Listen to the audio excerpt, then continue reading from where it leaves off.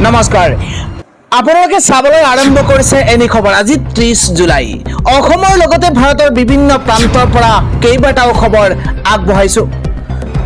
আজি ৰাতিপুৱাৰ গুৰুত্বপূৰ্ণ খবৰটো হৈছে লোকসভাত বিৰোধী দলৰ প্ৰতি ৰাহুল গান্ধীৰ মন্তব্য কেন্দ্ৰ কৰি বিজেপিৰ হুলস্থুল যন্ত্ৰৰ মন্ত্ৰত বিদ্ৰোহত অংশগ্ৰহণ কৰা এগৰাকী 18 বছৰীয়া ছাত্ৰই মোক কৈছে যে এতিয়া মানুহ তিনি প্ৰকাৰৰ ছাত্ৰ মূৰ্খ আৰু অন্ধভক্তসকল এনেকুৱা হৈ পৰিছে যি আনজন মূৰ্খক ভগৱান বুলি বিশ্বাস কৰে এই মন্তব্য কৰিছে বিৰোধী দলৰ প্ৰতি ৰাহুল গান্ধী আগবাঢ়িছো পৰৱৰ্তী খবৰ আমাৰ সম্পদবিলাক সকলো ৰাষ্ট্ৰীয় কিন্তু আটাইতকৈ ডাঙৰ দুৰ্যোগটো ৰাষ্ট্ৰীয় নহয় প্ৰধানমন্ত্ৰী নৰেন্দ্ৰ মোদীয়ে পোষ্ট কৰা ফটোখনৰ তলত সকলোৱে অসমৰ বানক ৰাষ্ট্ৰীয় দুৰ্যোগ ৰূপে ঘোষণা কৰিব লাগে বুলি লিখিব লাগে এটা পৰিয়ালক 10 লাখকৈ টকা লাগিবই মুখ্যমন্ত্ৰী হিমন্ত বিশ্ব শৰ্মা উজনিক বানাক্ৰান্ত সহায়তা ক্ষতিপূৰণক লৈ এইদৰে খৰব হৈ পৰিছে বিধায়ক অখিল গগৈয়ে কৈছে যে আমাৰ সম্পদবিলাক সকলো ৰাষ্ট্ৰীয় কিন্তু আটাইতকৈ ডাঙৰ দুৰ্যোগটো ৰাষ্ট্ৰীয় নহয় প্ৰধানমন্ত্ৰীয়ে পোষ্ট কৰা ফটোখনৰ তলত সকলোৱে অসমৰ বানক ৰাষ্ট্ৰীয় দুৰ্যোগ ৰূপে ঘোষণা কৰিব লাগে বুলি লিখিব লাগে এটা পৰিয়ালক 10 লাখকৈ টকা লাগিবই মুখ্যমন্ত্ৰীগৰাকী উজনিক বানাক্ৰান্ত সহায়তা ক্ষতিপূৰণক লৈ এইদৰে খৰব অখিল গগৈ পৰৱৰ্তী খবৰটো হৈছে বানাক্ৰান্ত ছাত্ৰ ছাত্ৰীৰ বাবে বিশেষ শৈক্ষিক পেকেজ ঘোষণাৰ দাবীৰে আজি অসম চৰকাৰৰ শিক্ষা বিভাগৰ আয়ুক্ত সচিবলৈ স্মাৰক পত্ৰ প্ৰদান কৰা হৈছে এজেৱাইচিপিৰ কেন্দ্ৰীয় সাধাৰণ সম্পাদক বিজন বাইনৰ নেতৃত্বত প্ৰদান কৰা হয় এই স্মাৰক পত্ৰখন আগবাঢ়িছো পৰৱৰ্তী খবৰ উজনিত মহাপ্ৰলয়ৰ দাগ কাটি যোৱা এখন বিশেষ আলোকচিত্ৰ আজি বিধায়ক অখিল গগৈয়ে সংবাদমেলত দেখুওৱা বিশেষ ফটোখন যিখন ফটো অখিল গগৈয়ে মুখ্যমন্ত্ৰীলৈ হোৱাটছএপৰ জৰিয়তে ইতিমধ্যে প্ৰেৰণ কৰিছে ফটোখন অখিল গগৈয়ে বিচাৰিছে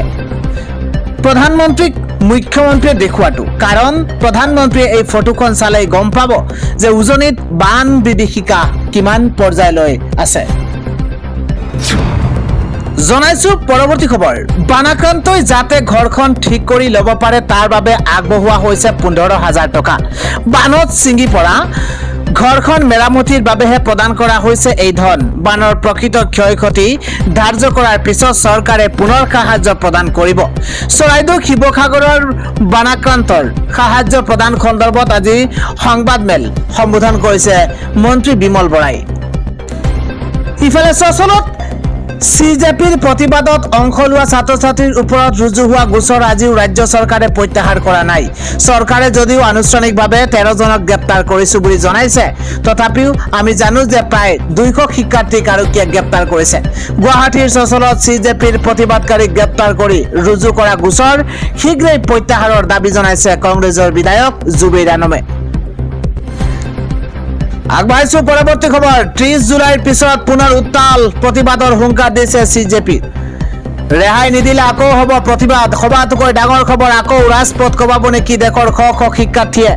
30 জুলাইৰ পিছত পুনৰ উত্তাল প্ৰতিবাদৰ হুংকাৰ দিয়া হৈছে সিজেপিৰ প্ৰতিবাদকাৰীক আটক আৰু মুক্তিক লৈ পুনৰ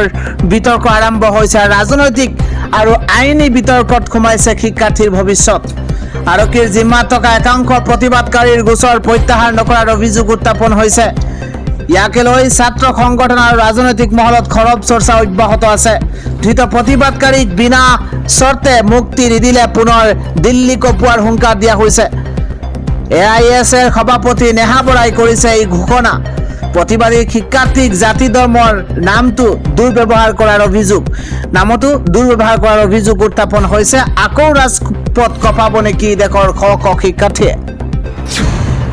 ইফালে বানাক্ৰান্তলৈ এবাৰ বলিউডৰ তাৰকাসকলে আগবঢ়াইছে সহায়ৰ হাত এবাৰ উজনি অসমলৈ বলিউডৰ তাৰকাসকলে লাখ টকা আগবঢ়াইছে অসমৰ বন্যাতলৈ বলিউডৰ সহায়ৰ খুদ দেখিবলৈ পোৱা গৈছে সলমান খান আলিয়া ভাটকে ধৰি বহু তাৰকা শিল্পীসকলে ওলাই আহিছে আৰু বন্যাতক তিনি জিলা সহায়ৰ আহ্বান জনাইছে তাৰকা শিল্পীসকলে অসমৰ গৌৰৱ পাপন মহন্তৰো সহায়ৰ আহ্বান জনাইছে বন্যাৰ্তসকলক বানত ককবকাই থকা হাজাৰ হাজাৰ লোকক সহায়ৰ আশ্বাস দিছে শিল্পীসকলে সলমান খানৰ বিং হিউমেন সংস্থায়ো সহায়ৰ হাত আগবঢ়াব বানাক্ৰান্তলৈ খাদ্য সামগ্ৰীৰ লগতে প্ৰদান কৰিব চিকিৎসা সামগ্ৰীও ইনষ্টাগ্ৰামৰ জৰিয়তে ইফালে আলিয়া ভাটেও জনাইছে সহায় আগবঢ়োৱাৰ কথা ইনফ্লুৱেঞ্জাৰ অনুৰাগ দুভালেও আগবঢ়াব 1 লাখ টকা ইফালে কেৰিমিনাটি ইউটিউবাৰ কেৰিমিনাটি আগবঢ়াইছে 13,03,000 টকা অসমৰ বান পীড়িতলৈ বলিউডৰ সহায়ৰ খুদ বৈছে এতিয়া ভাৰতৰ শিক্ষা ব্যৱস্থাৰ প্ৰধান শত্ৰু হৈছে আৰএছএছ মন্তব্য কৰিছে ৰাহুল গান্ধীয়ে ছাত্ৰ ছাত্ৰীৰ ভৱিষ্যত অন্ধকাৰ কৰি পেলাইছে মোদী চৰকাৰে এই অভিযোগ উত্থাপন কৰিছে ৰাহুল গান্ধীয়ে ভাৰতবৰ্ষৰ শিক্ষা ব্যৱস্থাৰ প্ৰধান শত্ৰু হৈছে আৰএছএছ দেশৰ শিক্ষা ব্যৱস্থা একেবাৰে শেষ কৰি পেলাইছে আৰএছএছ এই অভিযোগ উত্থাপন কৰিছে ৰাহুল গান্ধীয়ে ভাৰতৰ জনতা অন্ধভক্ত হোৱাটো বিচাৰে আৰএছএছে ইফালে ভাৰতৰ শিক্ষা ব্যৱস্থাৰ আত্মা আৰএছএছে দখল কৰি লৈছে শিক্ষা বিভাগ ধৰ্মেন্দ্ৰ প্ৰধানে চলোৱা নাছিল ধৰ্মেন্দ্ৰ প্ৰধানক সন্মুখত ৰাখি শিক্ষা বিভাগ চলাইছিল আৰএছএছে এই মন্তব্য কৰিছে ৰাহুল গান্ধীয়ে ধৰ্মেন্দ্ৰ প্ৰধান কেৱল মাত্ৰ আৰএছএছৰ পুতলা আছিল মন্তব্য কৰিছে আজিৰ প্ৰতিখন বিশ্ববিদ্যালয়তে আৰএছএছ সমৰ্থিত উপাচাৰ্য আছে প্ৰকৃত শত্ৰু হৈছে আৰএছএছ ছাত্ৰ ছাত্ৰীৰ ভৱিষ্যতক লৈ হেতালি খেলিছে বিজেপিয়ে মন্তব্য কৰিছে ৰাহুল গান্ধীয়ে ছাত্ৰ ছাত্ৰীৰ ভৱিষ্যত অন্ধকাৰ কৰি পেলাইছে মোদী চৰকাৰে শেহতীয়াকৈ ছাত্ৰ আন্দোলনত ছাত্ৰ ছাত্ৰীক বৰ্বৰভাৱে আক্ৰমণ কৰা হ'ল ছাত্ৰ ছাত্ৰীৰ ওপৰত গুলি কৰিবলৈ নিৰ্দেশ দিছিল অমিত শ্বাহে এই গুৰুতৰ অভিযোগ উত্থাপন কৰিছে ৰাহুল গান্ধীয়ে ছাত্ৰ ছাত্ৰীক পেলেট গানেৰে আক্ৰমণ কৰা হৈছিল গৃহমন্ত্ৰী অমিত শ্বাহৰ সাহস নাই সংসদত বহিবলৈ বিৰোধীৰ পৰা আঁতৰি থাকে অমিত শ্বাহ বিজেপি আৰএছএছক কটাক্ষ কৰি লোকসভাত এইদৰে উদাত্ত ভাষণ দিছে ৰাহুল গান্ধীয়ে অৱশেষত 10 দিনৰ পিছত উদ্ধাৰ হৈছে বানত উঠি যোৱা টুটুমণি দুৱৰাৰ মৃতদেহ 19 জুলাইত আপোনালোকৰ মনত আছে 19 জুলাইত উঠি গৈছিল একেটা পৰিয়ালৰে 4 গৰাকী সদস্য ভয়ংকৰ বানে উঠুৱাই লৈ গৈছিল আৰু 20 জুলাইত উদ্ধাৰ হৈছিল কন্যা বিদিশা দুৱৰাৰ মৃতদেহ 21 জুলাইত উদ্ধাৰ হৈছিল 2 পুত্ৰ বিদ্যুৎ দুৱৰা বিপ্লৱ দুৱৰাৰ মৃতদেহ আৰু আজি উদ্ধাৰ হৈছে মাতৃ টুটুমণিৰ নিথৰ দেহ বান বিধ্বস্ত সোণাৰীত এক শোকাকুল পৰিৱেশে বিৰাজ কৰিছে একেটা পৰিয়ালৰে কেইবাগৰাকী সদস্য সন্তানহীন হৈ পৰিছিল তাৰ পিছতে এই ব্যক্তিসকলক উদ্ধাৰ কৰা হৈছে আৰু আজি উদ্ধাৰ হৈছে মাতৃ টুটুমণিৰ নিথৰ দেহ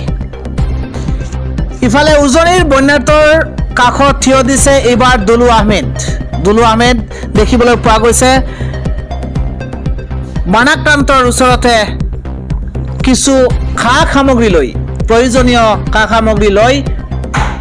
উপস্থিত হৈছে বানাক্ৰান্তৰ প্ৰয়োজনীয় সামগ্ৰী লৈ বানত ক্ষতিগ্ৰস্ত হোৱা উজনিৰ বন্যাৰ্তৰ কাষত এইদৰে দুলু আহমেদ দেখিবলৈ পোৱা গৈছে কিছু কাপোৰ আৰু অত্যাৱশ্যকীয় সামগ্ৰী লৈ এই বানাক্ৰান্তৰ সন্মুখত সহায় হিচাপে সহায়ৰ হাত আগবঢ়াইছে এইদৰে দুলু আহমেদে হাতীবানৰ সংঘাতক লৈ ৰাজ্য চৰকাৰৰ গুৰুত্বপূৰ্ণ সিদ্ধান্ত বন্যপ্ৰাণীৰ আক্ৰমণত মৃতকৰ পৰিয়াললৈ অনুকম্পামূলক সাহায্য 6 লাখ টকাকৈ বৃদ্ধি কৃষিভূমি ক্ষতি হলে প্ৰতি বিঘাত 8,000 টকাৰ সাহায্যৰ কথা উল্লেখ কৰা হৈছে আঞ্চলিক পৰ্যায়ত গঠন কৰা হ'ল বিশেষ কমিটি বান্দৰৰ বংশবৃদ্ধি কৃষকৰ ওপৰত হোৱা প্ৰভাৱক লৈও সিদ্ধান্ত গ্ৰহণ কৰা হৈছে পৰ্যায়ক্ৰমে বন্যাকৰণৰ বাবে অধ্যয়নৰ সিদ্ধান্ত ঘৰ এৰি ৰাজপথলৈ ওলাই আহিব উজনিৰ অসমৰ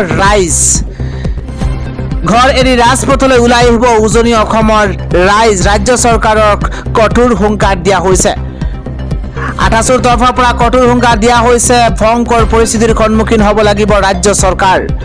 আমাক শেষ কৰিলেও কৰিব জেললৈ পঠিয়ালেই পঠাব 28 মন্তব্য চৰকাৰে আমাক গুলিয়াই মাৰিলেও মাৰিব শিৱসাগৰ আৰু চৰাইদেউ জিলাত এই অৱস্থা পাবলৈ 50 বছৰ লাগিব আজি নিমিষতেই সকলো শেষ হৈ গ'ল সকলো শেষ কৰি দিলে প্ৰলয়নকাৰী বানে সকলো শেষ কৰি পেলাইছে সকলো ধ্বংস কৰি পেলাইছে বানে কিন্তু এই বান কেনেকৈ হ'ল কৰ পৰা আহিল উত্তৰ লাগিব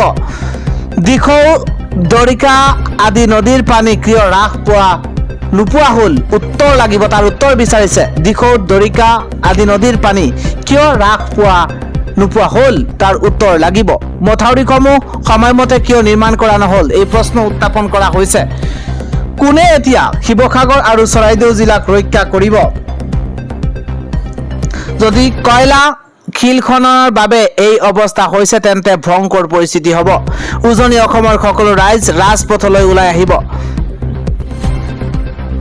CJPৰ সমৰ্থনত হাজাৰ হাজাৰ কৃষক একেলগে প্ৰতিবাদ কৰিব চৰকাৰৰ বিৰুদ্ধে। CJPৰ সৈতে একেলগে প্ৰতিবাদ কৰিব হাজাৰ হাজাৰ কৃষকে। CJPলৈ সমৰ্থন আগবঢ়াইছে ভাৰতীয় কিষাণ ইউনিয়ন আৰু কৃষক নেতাই। এতিয়াও পূৰণ নোহোৱা CJPৰ দাবী পূৰণৰ বাবে চলিব প্ৰতিবাদ। প্ৰতিবাদকাৰীক মুকলিৰ বাবে CJPয়ে হাতত লৈছে নতুন উপায়। কৃষক নেতা ৰাকেশ টিকাইৰ সহযোগত আকৌ হ'ব প্ৰতিবাদ। নতুন প্ৰজন্মৰ হৈ কৃষক সমাজক ওলাই আহিবলৈ আহ্বান জনাইছে ভাৰতীয় কিষাণ ইউনিয়নৰ সৈতে CJPৰ মুখপাত্ৰ আশুতোষ ৰাংকাৰ বৈঠক। কৃষক সমাজৰে মিলি প্ৰতিবাদকাৰীৰ মুক্তিৰ বাবে কৰিব প্ৰতিবাদ। CJPৰ আহ্বানলৈ সঁহাৰি জনাইছে কৃষক নেতা ৰাকেশ টিকাইয়ে। CJPৰ সৈতে একেলগে প্ৰতিবাদ কৰিব হাজাৰ হাজাৰ কৃষকে।